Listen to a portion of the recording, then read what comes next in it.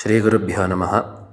Sharadam Chandramauleesham Ratnagarbhaganeshwaram Shankaran Charshashrungesham Tungam Lokagurun Bhaje Shastrabdhya Paradrishwanam Sangahinam Taponidhim Bhaje Shri Bharati Tirthagurum Bhadraughadayakam Shrutisara Vidam Shantam Shishyavatsalya Shevadhim Brahmanishtham Bhaje Bhaktya Vidhushekhara Bharatim बालाय नीलवपुषे नवकिङ्किणीकजालाभिरामजघनाय दिगम्बराय शार्दूलदिव्यनखभूषणभूषिताय नन्दात्मजाय नवनीतमुषे नमस्ते नारायणः परोऽव्यक्तादण्डमव्यक्तसम्भवम् अण्डस्यान्तस्त्वमे लोकाः सप्तद्वीपा च मेदिनी. Offering my Sashtanga Pranamas to the Pada Padmas of the Ubhay Jagadgurus. On this occasion, we will be looking at a very special topic, the Bhagavad Gita and the Śaṅkara Bhāṣya therein. The Bhagavad Gita is accurately described by Jagadguru Vidyaranya Mahaswami in the Madhavya Shankara Digvijaya as the essence of the Mahabharata. Tato Mahabharata sarvabhūtāha sa vyakarod bhagavatīscha Geetaha is how the Jagadguru describes the manner in which Bhagavad Padacharya penned the Gita Bhāṣya. The Mahabharata itself is very expansive, and the Gita does form the heart of that, as it discusses the two paths available to mankind, the Pravritti Marga and the Nivritti Marga, also known as the Karma Marga and the Jnana Marga. However, given that the Gita Shastra is such an esoteric text, there are many portions of it that are tough to understand for a common man. That is why Bhagavad Pada states in the Upodghata, in the introduction of his Bhāṣya, that Tadidam Gita Shastram Samasta Vedartha Sara Sangraha Bhutam Durvignayartham.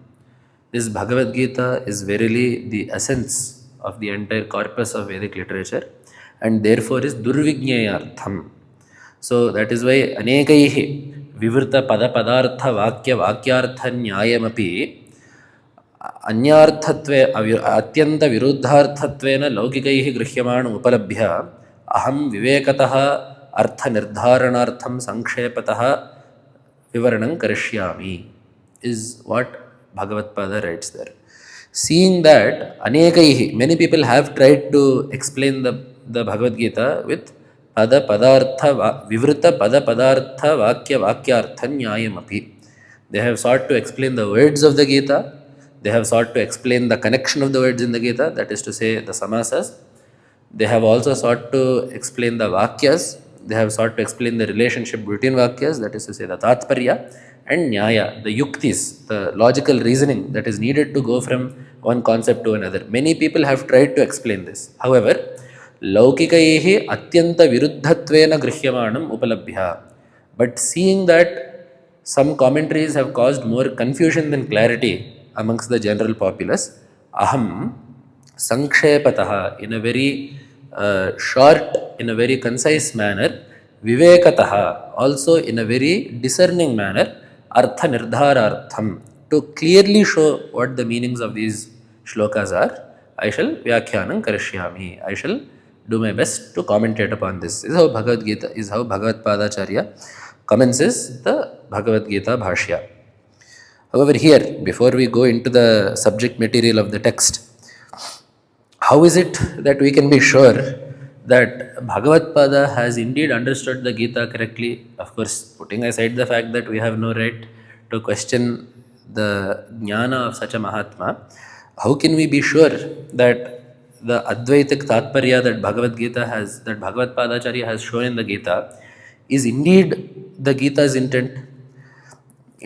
Our cause would be much simplified if the individual who taught the Gita has also stated what his intent was. That is to say, if Paramatma, if Mahavishnu, if Sriman Narayana himself had stated what he wished to convey through the Gita, that would indeed simplify our case. And incidentally, it so happens that that has in fact happened in the Padmapurana. So this is one narrative that the Jagadguru had narrated to us while Patha was going on.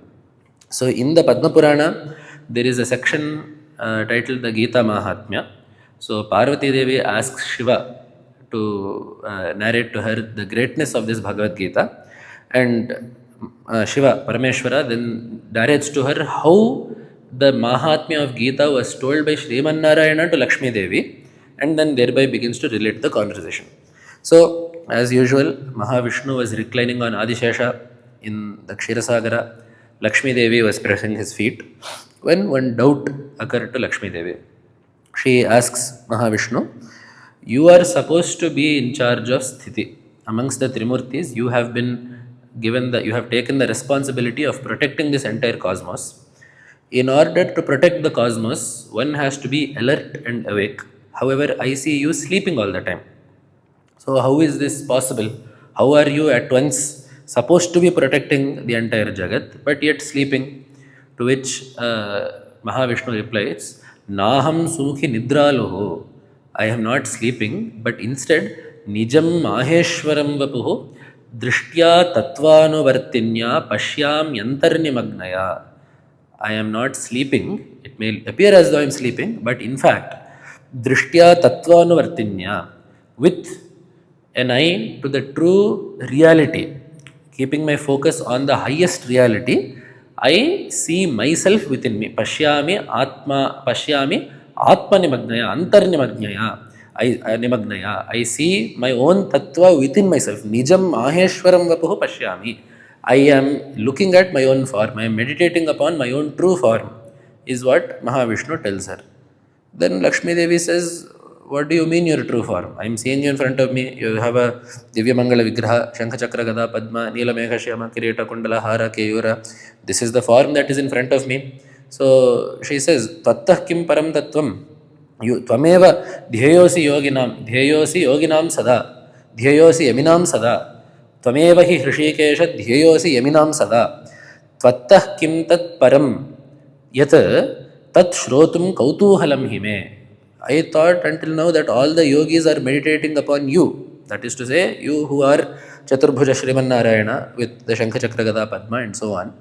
What is it that you are meditating upon? Everyone meditates upon you. But what is that higher tattva?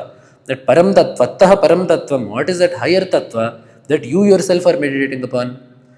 To which Mahavishnu replies that there is a tattva that transcends even this physical form that you see, because Māyā mayamidan devi vapurme natutattvikam srishtisthithyupasamhara kriyajalopa brahmitam.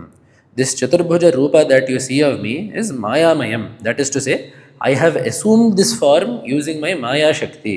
As Bhagavan says in Geeta, Ātmanam srijamyaham. I am capable of creating my own body. This body is no different. So I have created this one body. Natu tatvikam. This is not the highest reality. Because this body is only taken for a purpose. It is not natural to me. This body is taken for a purpose. What is that purpose? Srishtisthityopasamhara kriyajalopa brahmitam. It is taken to carry out the three functions of Srishti, Sthiti and Laya.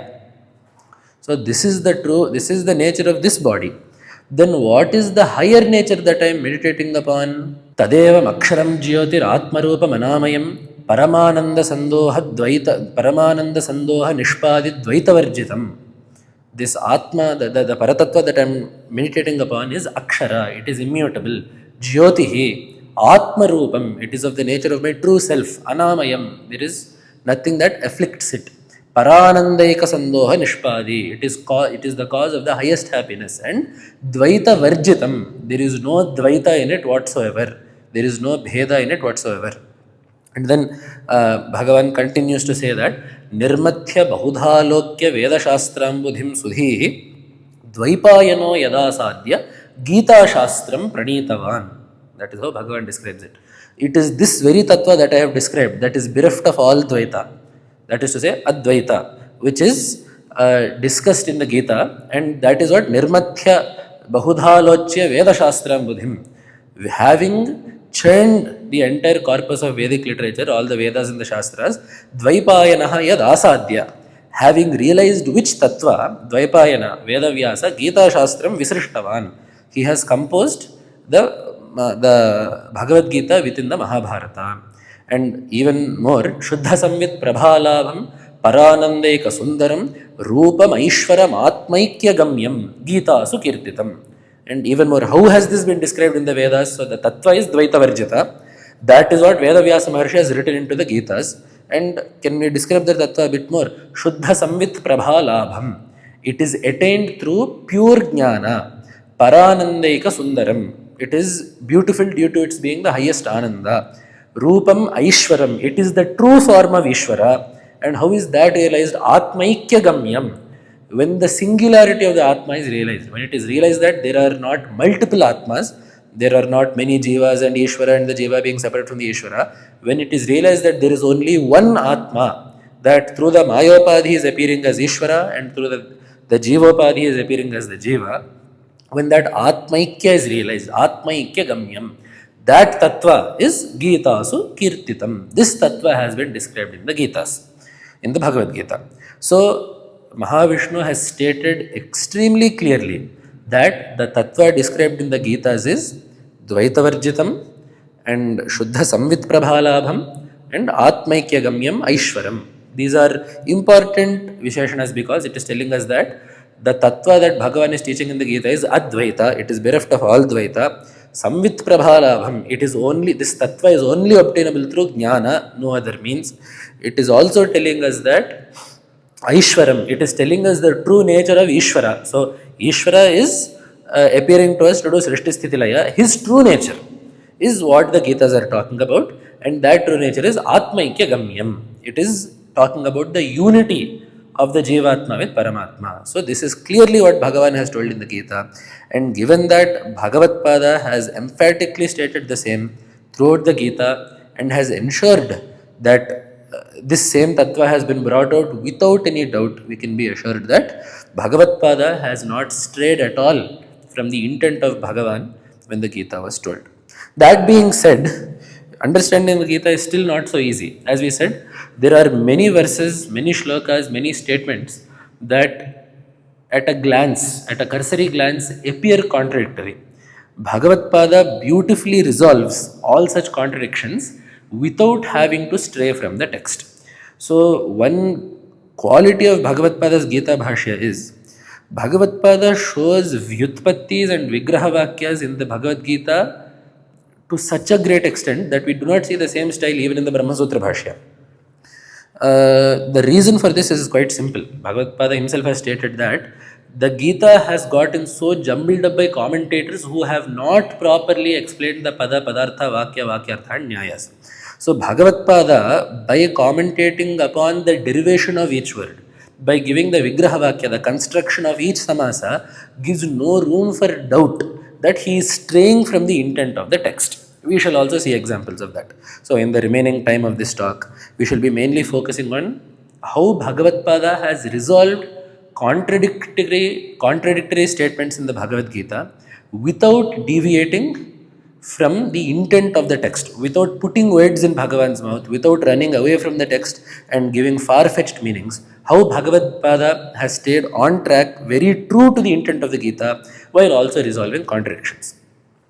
The first example that we can look at, we can find in the end of the second Adhyaya. Ya nisha sarvabhūtānam tasyam jagarti sanyami yasyam jagrati bhūtāni sa nisha paśyato munehe. This is a very famous statement of the Gita, so I thought we should open with this. That which Ajnanis find to be night, the Jnani finds to be day. That which the Ajnanis find to be day, the Jnani finds to be night. This is the statement. Now here Bhagavan does not describe what the nature of this day or what the nature of this night is. That is left to the commentator, which is why Bhagavad Pada very neatly explains this. So the first statement is Ya nisha sarvabhūtānam tasyam jagarti sanyami. That which is night for all beings, the sanyami, the Jnani, remains awake in that as though it were day. So here Bhagavad Pada has written Ya nisha ratrihi. What is the quality of night? Sarva padarthanam avivekakari is how Bhagavad Pada describes it. The quality of night is, due to darkness, it removes our ability to discern between objects. when it is dark, we do not know if there is a tree or a stone in front of us. When it is dark, we don't know if there is a snake or a rope in front of us. We do not recognize the person in front of us. So the nature, the quality of darkness and thereby the quality of night is to remove our discerning nature, the quality of our being able to distinguish between two objects. So that avivekakari, ratrihi. So what is this avivekakari of all the bhutas?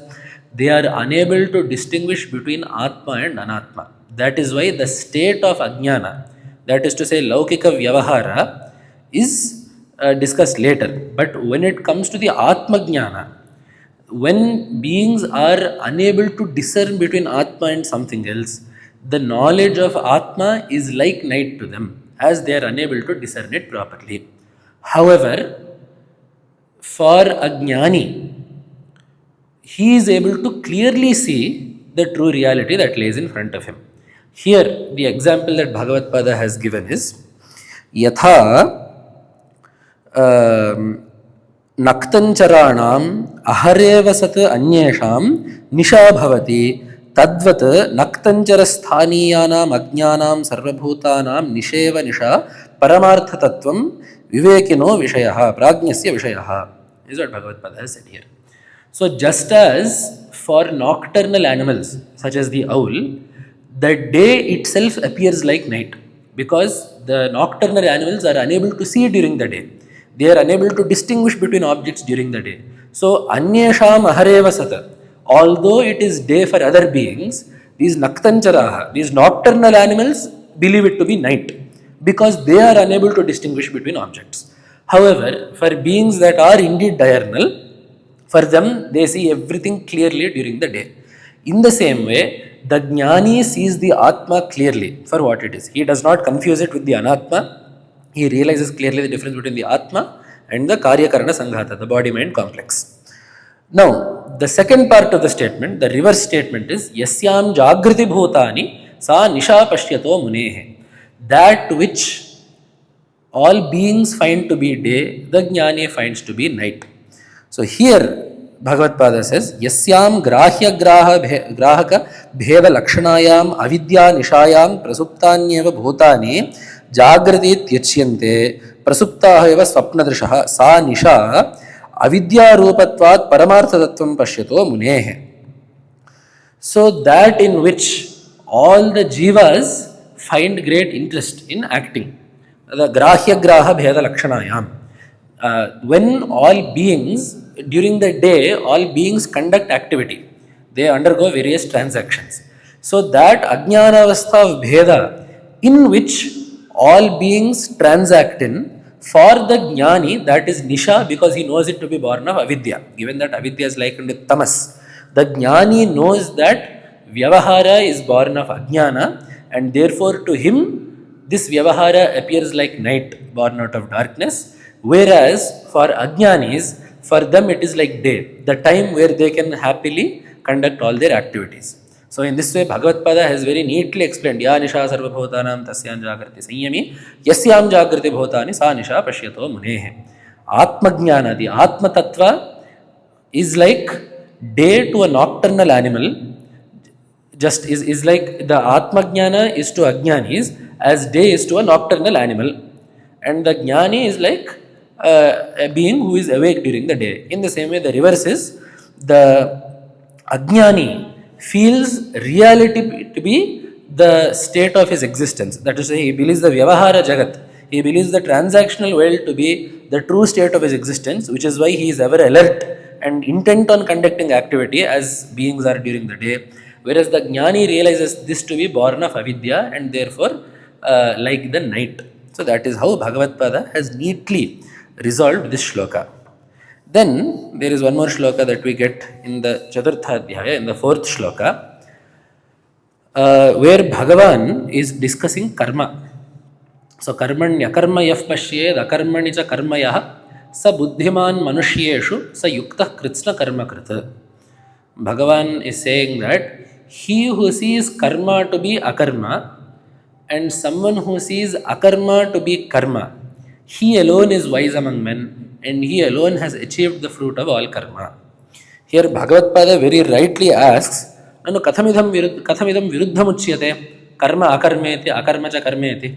How is it that two things can be told to be seen as an opposite and then say that this is the right way of seeing it? You cannot call the sun the moon and the sun, and say whoever views the sun as the moon and whoever views the moon as the sun truly knows the true nature of the moon and the sun. This is not how reality should be described. So why is it that Bhagavan said this is the question that Bhagavad Pada raises in the Bhāṣya. To understand this, we should first understand the context of this shloka. So immediately preceding this, Bhagavan tells Arjuna, karmano hyapi bodhavyancha vikarmanaha akarmanascha bodhavyam gahana karmano gatihi. Karmano gatihi gahana. It is very tough to discern the true nature of action, of karma. So what should be known? Karmano hyapi bodhavyam. We should know about the true nature of karma. That is to say, shastra vihitasya karmanaha is what Bhagavad Pada is written there. The karma that is enjoined upon us by the shastras, the action that we are supposed to indulge in. Bodhavyancha vikarmanaha, vigitancha karma, vigitancha tat karma, vikarma. That karma which is nishiddha, which is prohibited, we should know about that also, such that we avoid it. Akarmanascha bodhavyam. Here Bhagavad Pada writes akarma tushnim bhavaha. Sitting without doing any action. This also we should understand properly. Gahana karmano gatihi. So here there are basically three things that Bhagavan says we should know. We should know where to act, we should know where to desist from, and we should understand what it means to truly not act. So this last statement, akarmanascha bodhavyam, you should understand what it means to truly not act, is the statement that is being explained in this verse. Karmanya karmayah paśyet, akarmanicha karmayaha, sabuddhiman manushesha sayukta kritsna karma krita. So here Bhagavad Pada very neatly writes that in this shloka, Bhagavan is telling us where akarma truly lies. So there are two scenarios that we must understand here. There is one scenario where someone is performing action. There is one more scenario where one person feels that they are not performing action because they are sitting quietly in one place. In both of these scenarios, we should understand what akarmatva actually means. This is what Bhagavan is saying. So, karmaṇy. Here Bhagavad Pada is kriyate iti vyavahāra matram karma uchyate. Any action that is performed is called karma. So while karma is going on, someone who realizes akarma, that is to say, while the body is carrying out karma, someone who realizes that the Ātma in fact is not doing any karma, it is only the body who is doing karma. So karmaṇy, while the body is doing karma, akarma yaf paśyet. He who sees that the Ātma is not acting, it is only the body that is acting. And akarmanicha karmayaha. Here this akarma is the tushnim bhava that Bhagavad Pada talked about before. So even when someone is sitting without moving, silently, someone who recognizes that even that is a karma for the body. Because even sitting still, the restraint of the body, the restraint of the hands and feet to stay in one place is also an action. Just because you are not walking or talking does not mean that you are bereft of action. Even the act of restraining and sitting in one place without moving is an action. Therefore, someone who realizes that even while the body is moving and acting, the Ātma is not acting, and someone who realizes that even when the body is not moving, the body is still undergoing a karma, he has seen the true reality of the Ātma and the Anātma. Here, Bhagavad Pada gives one example in case we did not understand this. Bhagavad Pada gives actually two examples wherein in one place there is action but we should see inaction. In one place where there is no action but we should see action there. What Bhagavad Pada tells us is that yatha nausthasya navi gachantyam tatastheshu agatishu nageshu pratikula gati darshanat is what Bhagavad Pada says. So one man is going in a boat down a river. So when the boat is moving, the trees on the bank appear to be moving backwards. If the man is in a boat going down the river, the trees on the bank appear to be passing him by. Most of us probably would not have been on a boat in a river, but we will understand this if we look out the window of a train on the railway platform. So sometimes if you are in a train and looking out the window, when the train starts to move, you will feel that the platform is going backwards. Or sometimes if there is one more train next to us, that train is stationary and we start to move, we will feel that this train is going backwards. So in the same way, for a man in a boat going down a river, the unmoving trees on the bank appear to be moving. So in that scenario, what should a wise man realize? That the trees which appear to be moving are actually not moving, is what he should understand. In the same way, when the body is performing karma and we say that I am acting, we should realize that it is the body that is acting and I, the Ātma, am actually akarma, without action. Just as the wise man realizes that the trees on the bank are not moving at all. That is one example that Bhagavad Gita has given. Then the reverse is also needed. How staying stationary in one place, appearing to remain stationary, is actually indicative of action. For this, what Bhagavad Pada tells us is, apicha dure chakshusha asannikristeshu gachatsu gatyabhava darshanat. So here Bhagavad Pada gives the other meaning, that objects that are very far away but still visible, though moving, appear to be not moving. For example, the sun in the sky. For example, the sun is actually moving to our eye. The sun appears to be moving across the sky from east to west. But if we stare at the sun, we do not see any movement in the orb of the sun. So although the sun appears to be not moving, it is indeed moving across the sky. Or if we wish to stick with the boat example, the boat is moving down the river. There is one more person on the bank that is running at the same speed as the boat. When that is the case, the person running alongside the boat will appear to be stationary relative to the boat. This is what we call a reference point in physics. So if you take the boat as a reference point, the man across parallel to the boat who is moving at the same velocity as the boat is technically stationary relative to the boat. So although that man is moving, he appears to be not moving. So that is apparent akarma, wherein we should see karma. So in both places, as we have seen here, when the boat is moving and the trees are not moving, we should realize that the karma seen in the trees is actually akarma. And in the same way, when there is a faraway object that is moving but appears to be not moving, the akarma that is apparent should actually be understood to be karma. In the same way, when the body is acting, we feel that I am acting. The sense of doership, the action is attributed to the self. But in truth, the action exists in the body, the Ātma remains as akarma. While the body is performing karma, the Ātma remains as akarma. When the body appears to be akarma, that is to say sitting in one place without moving, that also should be realized to be a karma. Because people ask, Kim karoshi? Tushnim sthasyami. What are you doing? I am staying still. This is still an action. The act of staying still is still a karma. So even when one appears to be in the state of akarma, not doing anything, realizing that that too is a karma is what is told here. So what is the point of this statement? The reason that Bhagavan has told this and why Bhagavad Gita has commentated upon this is, in the end Bhagavan has said akarmanascha bodhavyam. Bhagavan has said we should understand the true nature of akarma. So this verse, this shloka is meant to tell us where akarmatva is truly located. Akarmatva is never located in the body. Akarmatva is only located in the Ātma. This is the purport of this verse.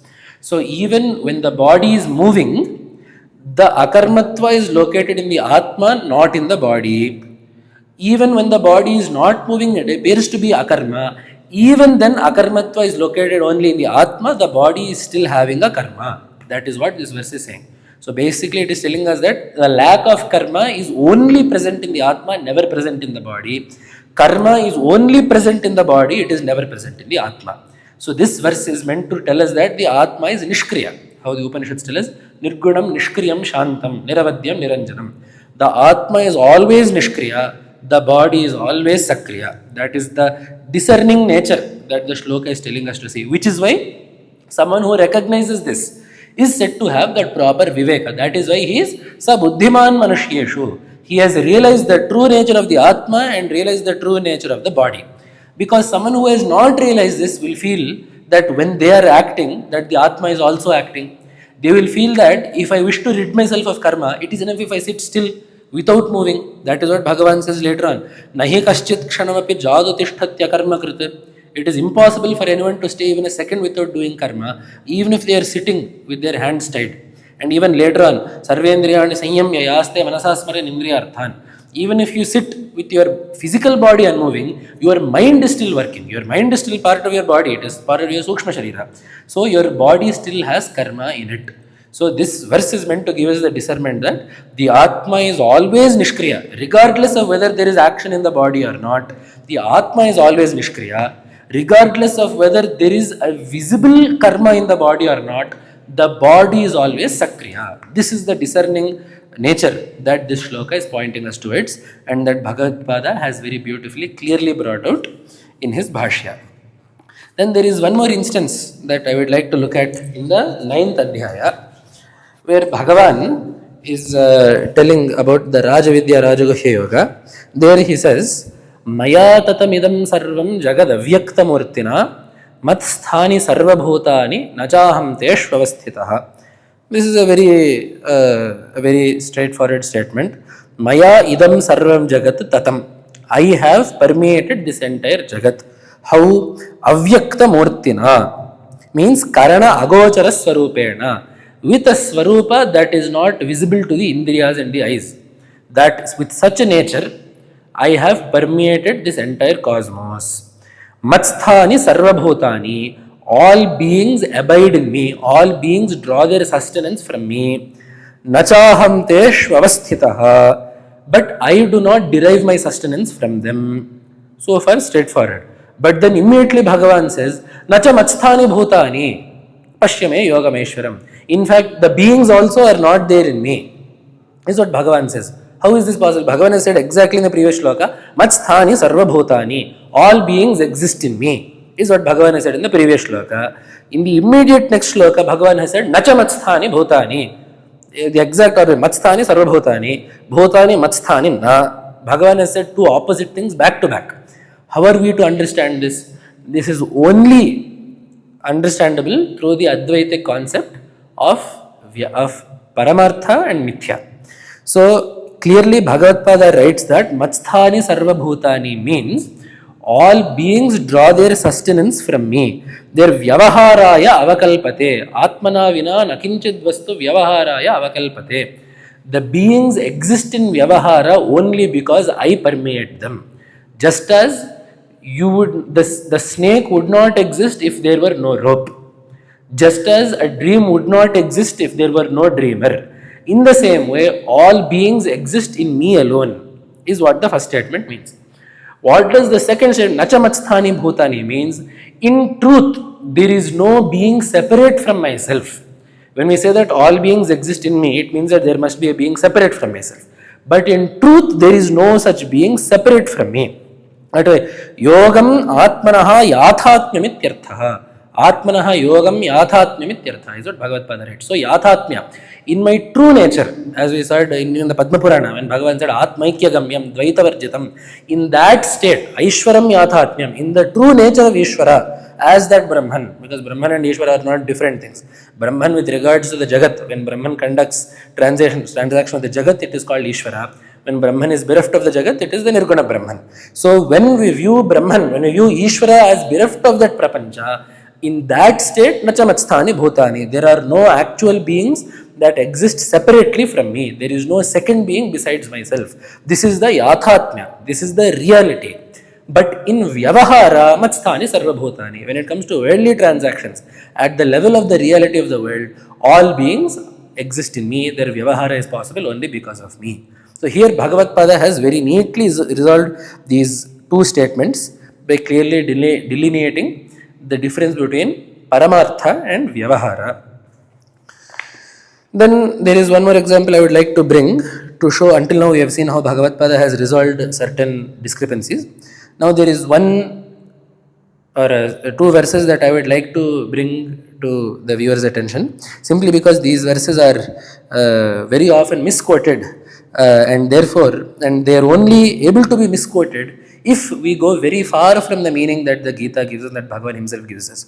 So in these next two verses, in the 15th Adhyaya, in the Purushottama Yoga, we shall be looking at 2 shlokas and how Bhagavatpada neatly commentates upon them without straying even an inch.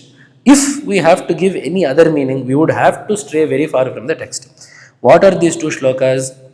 Dvavimo purushau loke kṣaraścākṣara eva ca kṣaras sarvāni bhūtāni kūtasthokṣara uchyate uttamah puruṣastvanyah paramātmetyudāhritah yo lokatrayamāvishya bibhartyavyaya Īśvara. These are the 2 shlokas that are there. Yasmāt kṣaramatitoham akṣarādapi chottamah atosmi loke vede ca prahitah puruṣottama. This is a triad of shlokas that talk about the kṣara purusha, akṣara purusha and the puruṣottama.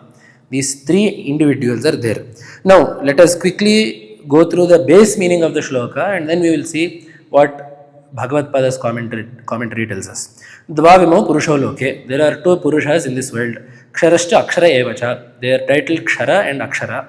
Kṣaras sarvāni bhūtāni. All bhutas are called kṣara. Kūtastha akṣara uchyate. The kūtastha is called akṣara.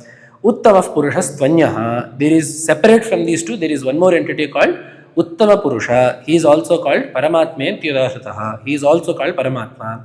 And yo lokatrayamāvishya bibharti. It is he alone who permeates the 3 worlds and sustains them as Avyayaha Īśvara, immutable as the Lord of all of those. And therefore, who is this Purushottama? Bhagavan is telling us it is me itself. Ataha asmi loke vede ca prasiddhah Purushottama. Therefore, in the world and the Veda, I am called as Purushottama. Because I am beyond kṣara and akṣara. Yasmāt kṣaramatitoham akṣarādapi chottamaha is what Bhagavan tells us here. So here, this is the sthulartha, this is the āpātatah. From a cursory reading, this is the meaning that we get. Now, if we wish to look at the true meaning of this verse, we should look at how Bhagavad-pada has commented on this. Dvavimau purushau. For the word purusha, Bhagavad-pada has clearly written, prithag rashi kritau purushau uchyete. What is a purusha? What is a human? Purusanoti. He who greatly puts things together is the purusha. So 2 masses are called purushas. So 2 purushau loke. We don't even have to go that far for the derivation of purusha. There are 2 things that we are terming purushas in this world. That is purushau ityachyate. They are called purushas in this world. Kṣara and akṣara. So who should decide what this kṣara and akṣara is? We should decide the definitions of these 2 terms as per what Bhagavan has told us. Some people here, what they have told is that kṣara refers to ajnanis, or kṣara refers to samsaris, akṣaras refer to people who have gone to Vaikuntha or Kailasa, and because Bhagavan is greater than the baddha jivas and the mukta jivas, he is called Purushottama. It is a very nice meaning, but a meaning that is nowhere to be found in the Geeta. So this is not Bhagavan's intent, because Bhagavan is very clear about what he intends with the words kṣara and akṣara. We shall see how Bhagavad-pada stays faithful to the text. Kṣaras sarvāni bhūtāni. Bhagavan has clearly told that sarvāni bhūtāni kṣarāni. Any object that has come into existence is kṣara. Bhūta means that which has come into existence. So that is what Bhagavad-pada has written. Kṣaraha vinashi ekaha rashihi. So anything that has come into existence is sure to perish. Because yat janyam tannashyam is the vyapti. It is the maxim that everyone accepts. All schools of thought accept this. So anything that comes into being will have to cease to exist at some point. So kṣaraha sarvāni bhūtāni refers to all entities that have come into being and which at some point will decay and die. That is the kṣarāni bhūtāni. Therefore, this cannot refer to the jiva who is akṣara, because the jiva cannot be kṣara. Bhagavan has very clearly told in the beginning also that najāyate mriyate va kadāchit nāyam bhūta bhavita va na bhūyaha. So regardless of whether the jiva is baddha or mukta, it is wrong to say that the word kṣara refers to the jiva. So the word kṣara refers to that which comes into being and then decays as well and disappears from being and is destroyed. That is to say, all the upadhis, all the various bodies of beings. It is for that reason that here Bhagavad-pada has written that kṣaraha sarvāni bhūtāni samastam vikāra jātam ityarthaha. All effects, Vikara means a karya. So all effects are called kṣara. That is to say, all bodies, all things that are born, all vikaras, all karyas are called kṣara. And then how has Bhagavan defined akṣara? Kūtastha akṣara uchyate. Bhagavan has defined akṣara as kūtastha. Now what is the meaning of the word kūtastha as per Sanskrita? Bhagavad Pada has clearly written that kūtaha ivasthitaha kūtastha. Kūtaha rashihi, rashirivasthitaha kūtastha. The word kūta means a mass of something. That is why we see the word annakota means a mass of rice. So the mass of the sum total of many small parts when put together is kūtastha. That is to say, the samashti, the sum total of all vikaras put together is called kūtastha. Or athava kūtaha māyā vanchana jihmata kutilata iti paryayaha. Bhagavad Pada gives us some synonyms. The word kūta, māyā, vanchana, jihmata, kutilata, these are all synonyms. If we see even in Rajaniti, in the Mahabharata, there is one particular type of stratagem called Kūtaniti. That is to say, a deceptive strategy. So the word Kūta refers to Māyā or deception. So Kūta ivasthitaha aneka Māyādi prakarena sthitaha Kūtasthaha. That which exists as Māyā is Kūtastha. Therefore, what should this mean? Samsara bijam anantyata naksharati etyaksharaha. Therefore, just as we said that kṣara is the vikara, all beings that are born, the reverse of that is akṣara, that which is the cause for all of those beings being born. Now, even as per Geeta, what is the cause for all of these vikaras? Mayadhyakshena prakritihi suyate sacharacharam. It is prakriti, moola prakriti, that is Māyā, that is the cause for all of these beings. And because Māyā is also ananta, it is infinitely expansive, Māyā is also called akṣara. So that moola prakriti, samsara bija, that root Māyā is called akṣara, because kūtavat sthitaha is Māyā, that which exists as Māyā, kūta iva sthitaha, kūta rupena sthitaha, Māyā rupena sthitaha ityarthaha. So the straight grammatical derivation of the word kūtastha leads us to Māyā. So therefore akṣara refers to moola prakriti, kṣara refers to all the vikritis, akṣara refers to moola prakriti. So clearly Bhagavad Pada has shown this much without deviating from the text. Sarvani bhūtāni vikara jatam ityarthaha kṣaraha. Then akṣaraha kūtavat tishthati iti kūtasthaha rashikritaha rashireva sthitaha athava kūtaha Māyā aneka Māyādi prakarena sthitaha kūtasthaha samsara bijam ityarthaha. So far Bhagavad Pada is very clear.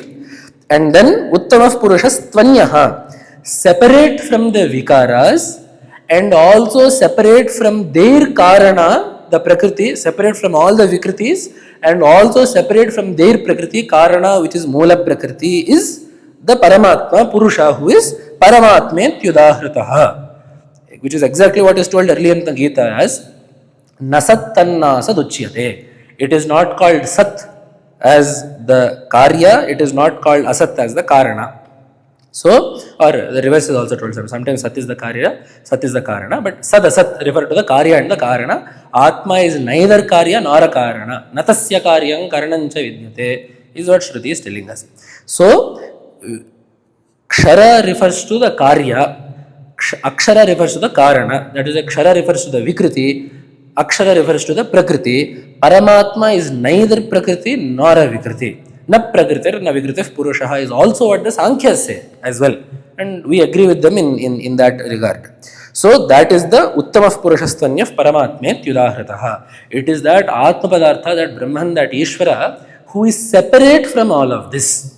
This is the meaning that is told. So yasmat kṣaramatitoham akṣaradapi chottamaha atvasmi loke vedeja prasiddhah purushottamaha. Hence, the Atma is called as Purushottama. Even in the Brihadaranyaka, the Shuddha Atma, within the Jiva is also called Purushottama. We see that in the Chandogya as well, because Bhagavan is telling here, Ksharamatitoham. For this, Bhagavad Pada has clearly written, Samsara Māyā Vriksham Ashvatthākhyam Atikrantaha. So in the 15th Adhyaya, it starts with Urdhvamulamādhashākam Ashvattham Prāhuravyam. The entire samsara is likened to a tree. So, because yasmat ksharamati because I am past the variegated form of all the vikritis of samsara, and akṣarādapi samsara vriksha bijabhūtādapi cha uttamaha utkrishtatamaha, because I am higher even than the root of samsara, which is that moola prakriti Māyā Shakti. Because I am above even that, ataha Purushottama iti prathita asmi vede lokecha. In the Veda, we say that Bhagavan is called Purushottama. In the Chandogya, loke, here Bhagavad Pada writes, loke kavayaha kavyadishu cha idan nama nibadhranti. So here Bhagavad Pada is referring to Kalidasa, because Bhagavad Pada was post Kalidasa. Kalidasa tells us in the Raghuvamsha, Hariryathayekah Purushottama smritaha Maheshwara Stryambaka eva naparaha. The word Īśvara refers to no one other than the three-eyed Shiva. The word Purushottama refers to no one other than Sri Mahavishnu. So there the word Purushottama is known to be a name of Paramatma as Mahavishnu. So in this way, Loke Vevecha Purushottamaha Prathitaha Asmi. I am renowned as Purushottama in the Veda and in the Loka. Is what Bhagavad Pada has told here. Now only if you stay faithful to the text will you get this meaning. There is no mention of Vaikuntha or Baddha Jivas or Mukta Jivas anywhere in these three shlokas. To tell such a meaning would be to impose our thoughts on Geeta. In every single place throughout the Geeta Bhāṣya, Bhagavad Pada has shown great integrity and honesty by not imposing his feelings on the Geeta. When Bhagavan outrightly states something such as Kshetrajñan chapi mam vidhi, Bhagavad Pada does not resort to jugglery to avoid the apparent obvious meaning that Bhagavan is putting in front of him. Bhagavad Pada remains very clear by saying the Kshetrajña is clearly the Jiva who feels the body to be his. That is what Bhagavan has defined the Kshetrajña as. And then if Bhagavan says Kshetrajñan chapi mam vidhi, that know the Jiva to be no different from me, that this must be the meaning and we should give an appropriate meaning for this. Bhagavad Pada does not dance around the words of Bhagavan to give a fabricated meaning that he believes in his own head. Bhagavad Pada remains true to the Geeta, which is why, as I had said in the beginning, we see Bhagavad Pada give almost childish meanings in some places. In the 11th chapter for Kiritanam Gadinam Chakrinancha, Gada asya asti iti gadinam, Gada asya asti iti gadi tam gadinam, Kiritam prasiddha shirobhushanam asya asti iti kiriti tam kiritinam. Bhagavad Pada goes to the extent of giving these kinds of derivations and samasa rupas, samasa vigrahas, that even basic kavyas will not show, simply because Bhagavad Pada wishes to be very clear as to the fact that he is not deviating at all from what Bhagavan told. That is why even in other shlokas such as Ya enam vetti hantaram yaschenam manyate hatam. In such shlokas, Ya enam vetti hantaram hanana kriya kartaram. Bhagavad Pada goes this far. Because what is the word hantaram? It is the dvitiya vibhakti of the word hantra. What is the word hantra mean? Han dhatu, for the meaning of the dhatu is the bhava. So hanana kriya. The trich pratyaya is referring to kartritva. The meaning of the trich pratyaya suffix is kartritva. So han plus trich refers to hanana kriya kartra. So hanana kriya kartaram, hantaram, hanana kriya kartaram is the exact grammatical definition that Bhagavad Pada has given there. And in the yashtena manyate hatam, hanana kriya vishayam. So the kta pratyaya is used when the karmatva is there. So the karmatva is the meaning of the kta pratyaya, but the handhatu, the kriya is the meaning. So hatam means hanana kriya vishayam. Bhagavad Pada is this transparent when giving us the commentary on the Geeta, because he does not seek to impose his own philosophy on the Geeta. Bhagavad Pada's goal in the Geeta Bhāṣya is to show us Bhagavan's meaning, not to show us his own meaning, which is why Bhagavad Pada in 90% of the Geeta, besides some 5 or 6 places where a long discussion is taken up, besides such 5 or 6 places, in almost all the other places, Bhagavad Pada does not complicate the meaning of the shloka. Bhagavad Pada gives us straightly what Bhagavan tells and the correct derivations. And it is also why Bhagavad Pada refers so much to the Pandyan system of grammar as well. For example, Yobam paśyeti sarvatra sarvancha mai paśyeti tasyaham na pranashyami sachame na pranashyati. In this shloka, Bhagavan says that he who sees me everywhere and sees everything in me, I am not lost to him, he is not lost to me. Tasyaham na pranashyami. What does it mean, tasyaham na pranashyami? How can Bhagavan ever be lost? Bhagavan is not our key to be misplaced somewhere that we can forget somewhere and lose. So what does it mean to lose Bhagavan? Here clearly Bhagavad Pada has taken the Aupadeshaka Dhatu. So in Vyakarana, the Aupadeshaka Artha means the meaning of the Dhatu that Panini Maharshi has told us. So Nasha Adarshane, the Nash Dhatu means to be not seen. Nashyati means to be not seen. That is why Tasyaham na pranashyami, na aparoksho bhavami. I will never not be directly perceivable to him, is how Bhagavad Pada has commented on it, simply because that is the meaning of the dhatu that Panini Maharshi has given. So in so many places, Bhagavad Pada has stayed so faithful to the text. So we will finish off this lecture by looking at the most, perhaps one of the most famous shlokas of the Geeta alongside karmaṇya adhikaraste. It is Bhagavan's final word and final decision that he teaches Arjuna. The highest teaching of the Gita is this: Sarvadharmān Parityajya Mam ekam sharanam vraja aham tva sarva papebhyo mokshayishyami ma shuchaha. Here too, Bhagavad Pada, as throughout the rest of the Gita Bhāṣya, shows remarkable clarity in defining all of this. One more beautiful thing in the Gita is that Bhagavad Pada does not define terms within the Gita as anything other than what Bhagavan has defined them as. That is what we shall see here. So, Sarvadharman Parityajya, renounce all dharmas. What does this mean? Bhagavad Pada clearly writes, Sarvadharman, Sarve chate dharmascha, Sarvadharmaha tan. Dharma shabdena atra adharmopi grihyate naishkarmyasya vivakshitatvat. So, because Bhagavan has told earlier that the highest state is Naishkarmya, Naishkarmya siddhim paramam sanyasenadhi gacchati. Because Bhagavad Pada said here, Naishkarmyasya vivakshitatvat. The word Naishkarmya comes in the 18th chapter also. The lack of all karma comes. So, because the goal in Gita is to be freed from all karma, this Sarvadharman Parityajya must mean freedom from all karma. So, the word dharma refers to all karmas in their totality. In fact, even in Mimamsa, that is what dharma means. When the Sutrakara starts with Athato Dharma Jignasa, what is dharma? Vedena Pratipadyamanaha Arthaha. It is what the Veda enjoins upon us is dharma. So, Sarvadharman Parityajya means Ataha Yagajireva Dharmaha is what the Mimamsa school of thought tells us. So, all karmas prescribed by the Vedas are referred to by the word dharma. So, Sarvadharman Parityajya directly translates to Sarvadharman, Sarvani Karmani Parityajya, Sanyasya. Having done Sarva Karma Sanyasa. Then next is Man, that is why it is Sarvadharman Parityajya, Sanyasya Sarva Karmani iti yavat. And there itself Bhagavad Pada shows the Shruti and Smritis, Tyaja Dharma Madharmancha. So, Bhagavad Pada has shown that. So, Sarvadharman Parityajya means Sarva Karmani Sanyasya, straightforward meaning. Then, Mam Ekam Sharanam Vraja, seek refuge in me alone. So, what does Bhagavan refer to when he says me? We should see when Arjuna asks Bhagavan, who are you? Whatever Bhagavan replies, this is who I am, should be what Bhagavan means. So, that what does Arjuna ask? Keshu keshu cha bhaveshu chintyosi Bhagavan maya, katham vidyamaham yogin tvam sada parichintayan. Arjuna asks Krishna, how should I know you? What should I understand you to be? To which Bhagavan responds with, Aham Atma Gudakesha Sarvabhūta Shayasthitaha.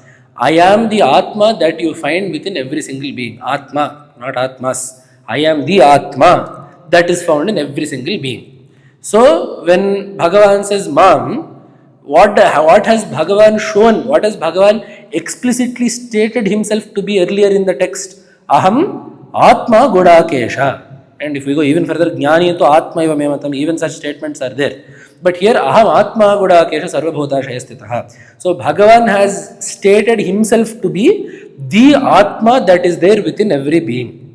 So, Mam Sharanam Vraja means Mam Vasudevam Atmanam Sharanam Vraja. Seek refuge in me as the Atma. Know me to be the Atma in all beings. That is what Bhagavad Gita has written. Mam Ekam Sarvatmanam Samam Sarvabhūtastham Īśvaram Achyutam Garbha Janma Jara Marana Vivarjitam Ahameva iti evam Ekam Sharanam Vraja. So there also Ekam Sharanam Vraja means know him to be without a second. That is to say, if I am there and Bhagavan is also there, then Bhagavan is Dvitiya. But that is not the case. Mam Ekam Sharanam Vraja. seek refuge in me singularly as the only one. That is why Īśvaram ahameva iti sharanam vraja. Na mattaha anyadasti iti avadharaya. Realize that there is nothing other than Īśvara. This does not mean that the jiva is equal to Īśvara. We should remember earlier, matsthāni sarvabhūtāni. All beings derive their sustenance from Īśvara because they are aropita. They are imposed on Īśvara. They do not exist in the paramārtha. They exist only in vyavahāra. That is what Bhagavad Gita is talking about here. Na mattaha anyadasti. Whether it be the jiva or the jagat, it does not exist separately from Īśvara. The jagat is a vivarta of Īśvara. The jiva is a reflection of Īśvara. In both cases, they are identical with Īśvara. There is nothing separate from Īśvara. So understand that. So Mam Ekam Sharanam Vraja means realize your unity with me. Kshetrajñanchavi Mam Vidhi is what Bhagavan has told there. So even when talking about Kshetrajñanchavi Mam Vidhi, how does Bhagavan start talking about that? I will tell you that jnana, knowing which you will know everything. That jnana, knowing which you will get moksha. What is that jnana? I and the kshetrajña are one. That is what Bhagavan has told there. That is exactly what Bhagavad Pada has echoed here. Bhagavad Pada has not told anything in this commentary outside of what Bhagavan has told. So, Mam Ekam Sharanam Vraja means you seek refuge in me as the singular Atma, outside of which there is no second entity. Then Aham Tvam Evam Nishchita Buddhim Sarva Papebhyaha sarvadharmādharma bandhana rupebhya mokshayishyami svatma bhava prakashikaranena. I shall release you from all bondage. What do we mean? Bhagavan will release us from bondage. By giving you jnana, I shall release you from all bondage. Uktancha, Bhagavad Gita tells here immediately, Uktancha, nashayam yatma bhavastha jnanadipena bhāṣvata, tesham ajnana sambhotam, tesham I will destroy the ajnana in their heart. Tesham evanukampartham aham ajnana jantamaha nashayamyatma bhavastho jnanadipena bhāṣvata.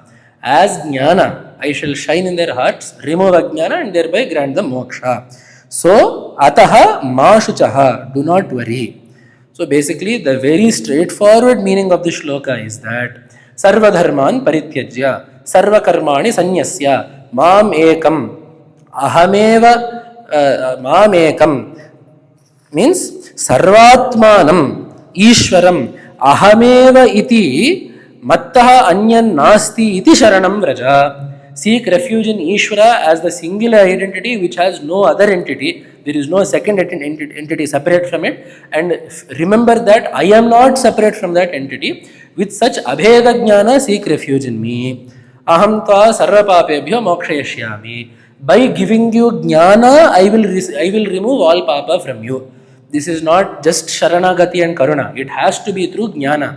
Because Bhagavan has stated earlier, Sarvam jnana plavenaiva vrijnam santarishyasi. You will cross over all vrijana, that is a papa with jnana. And here also in the shloka that Bhagavad Pada quoted also, Ajnanam nashayami atmadipena jnanadipena bhāṣvata. I shall remove ajnana through the light of knowledge. So, aham tva sarvapapebhyo mokshayishyami means only through jnana is it possible to be freed of all papas and all karma. So, aham tva sarvapapebhyo mokshayishyami means I shall ensure that jnana shines in your heart. That jnana of Advaita which removes all samsara, which Bhagavan himself has told that is the purport of the Geeta in the Padmapurana as well. So, ataha ma shuchaha, therefore do not worry, is how the final teaching of Bhagavan is so clearly and accurately summarized by Bhagavad Pada.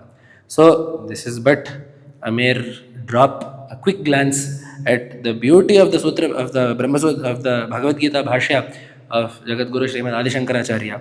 And this is why it is the Bhāṣya that is an exact reflection of Bhagavan's Tatparya.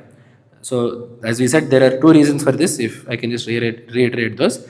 The first is, Bhagavan himself has stated in the Padmapurana that the Geeta is meant to teach that Paratattva that is beyond even Bhagavan's Saguna form, that is Nirguna, that Tattva that is the unity of the Jivatma and the Paramatma, and that Tattva that is only approachable through knowledge. That is what Bhagavan has clearly stated in the Padmapurana as the Tattva that he has wished to teach in the Geeta, and that is what Vedavyasa Maharshi has also written in the Geeta. So for this reason, Bhagavad Pada's Bhāṣya, which professes the exact same, that Jiva Brahmaiva Naparaha and Jnanadevatu Kaivalyam, these two statements are very clearly told in the Gita Bhāṣya in many places. The second thing is also that, as we have seen in just some places as a Sthali Pulaka Nyaya, we have seen that Bhagavad Pada does not seek to impose his opinion on Krishna Paramatma.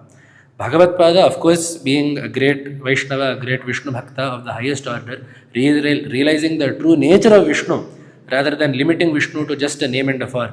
Bhagavad Pada, being such a Bhakta of Krishna Paramatma, does not seek to create his own Siddhanta outside the Gita and then impose it on Krishna Paramatma. Bhagavad Pada commentates exactly as per the words of Krishna Paramatma. Because we say about the Gita, Yasvayam Padmanabhasya Mukhapadmad Vinisrita, that Gita, which has come straight out of the mouth of Krishna Paramatma, why should we even seek to impose our ideas on it? Whatever word Bhagavan has used is the word that we should commentate upon. We should not stray outside the purview of that word or that samasa or that vakya. So Bhagavad Pada has stayed incredibly faithful to the Gita in that sense. So here we have paid homage to Jagadguru Sri Krishna Paramatma, who has given us the Bhagavad Gita, that Paramatma, who is the object of the Gita as well as the Guru of the Gita. We have also paid homage to Jagadguru Srimad Adi Shankaracharya, who has given us such a clear and beautiful Bhāṣya, without which such contradictory statements in the Gita would otherwise remain forever unintelligible to us. I would like to conclude this with a small anecdote from the Patha that the Jagadguru of Sringeri, Jagadguru Sri Vidhashekara Bharati Mahaswamiji had told once during Patha. So this very statement I had asked once, Yasvayam Padmanabhasya Mukhapadmad Vinisruta, is what we say about the Gitas. However, I asked out of my own ignorance that wouldn't the Gita have to be a paraphrasing of Bhagavan's words? How can we claim that it is exactly what Bhagavan has told? Because Bhagavan would have spoken to Arjuna in prose, not in verse. So, even so, what has happened is, Vyasa Maharshi is already writing the Mahabharata in third person. Within that, it is Sanjaya speaking to Dhritarashtra. So, this is Vyasa's telling of how Sanjaya told that Bhagavan told the Gita to Arjuna. So, how can we claim that this is exactly the same words that Bhagavan has used in the Gita? To which Acharya, the Jagadguru, Guru laughed and replied that, even as per what you have told just now, even if the situation that you have told is true, these are whose words?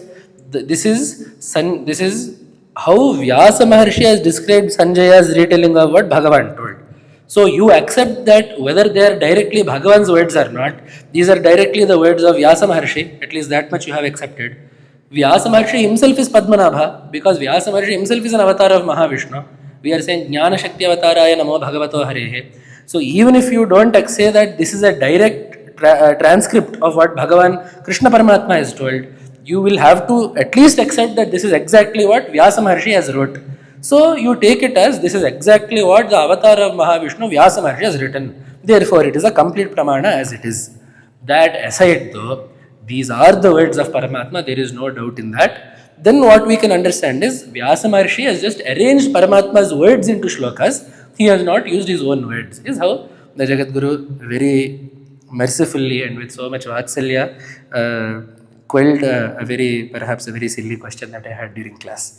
So relating this also, so doing namaskara to Krishna Paramatma, who is an Upadesha of the Gita, doing namaskara to Vyasa Maharshi, who has penned the Gita as part of Mahabharata, doing namaskara to Shankaracharya, who has given such a clear Bhāṣya, and doing namaskara to my own Guru, who is the Jagadguru, Jagadguru Sri Vidhashekara Bharati Mahaswamiji, from whom I have been able to learn the Tatparya of the Śaṅkara Bhāṣya. And I'm offering my heartfelt namaskara to all of these Mahapurushas and Gurus. I will take my leave here. Ityesha Vāṅmayi Puja Śrīmad Śaṅkara Padayor Arpita Tena Devesha Priyatam Me Sadashivaha Tava Tattvanna Janami Kīdrishosi Maheshwara Yadrishosi Mahadeva Tadrishaya Namo Namaha Mangalam Stambhadimbhaya Mangalam Mrityamrityave Mangalam Rodra Rupaya Narasimhaya Mangalam.